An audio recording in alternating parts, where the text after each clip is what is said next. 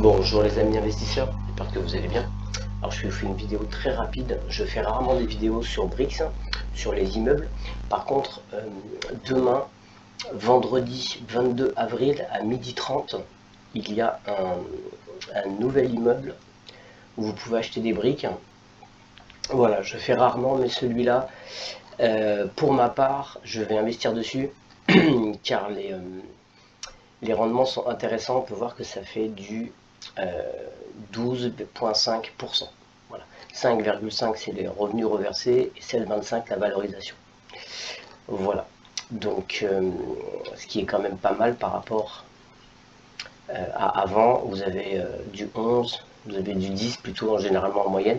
Alors pourquoi il y a plus? Alors tout simplement parce que ils ont fait une levée de fonds.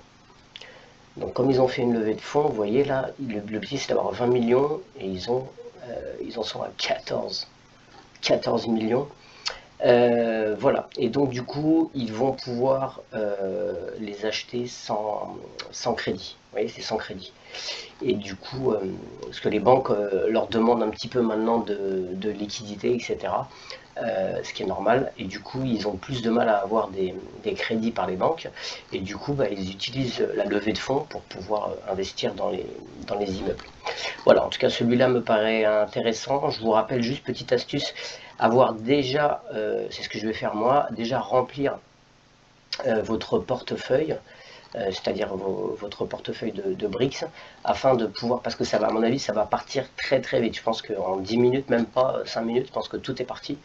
Donc il faudra être sur les starting blocks dessus, pour les gens qui veulent bien sûr investir. Bien sûr, je vous rappelle, je ne suis pas conseiller en investissement, vous analysez, vous regardez un petit peu l'immeuble, évidemment l'endroit, l'état de l'immeuble, etc. Voilà. En tout cas, pour ma part, je pense que je vais investir dessus. Et voilà pour Brix. Donc avec la levée de fonds, ils font maintenant la plupart sans crédit. Je vous rappelle qu'ils vont essayer de se mettre, d'investir un petit peu en Europe, au Portugal, à l'Espagne, etc. Donc d'élargir à l'international et aux États-Unis. Voilà, ça c'est leur objectif.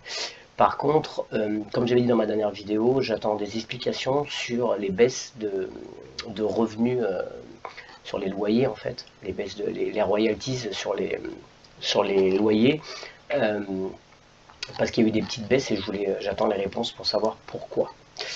Voilà, en tout cas de toute façon pour la revente, c'est intéressant. Vous avez la marketplace ici, et là vous pouvez revendre, et vous voyez que ils revendent la plupart à 10% au-dessus du prix estimé. 13%, pourquoi? Parce qu'il y a 3,3% que c'est la com que se fait Brix dessus.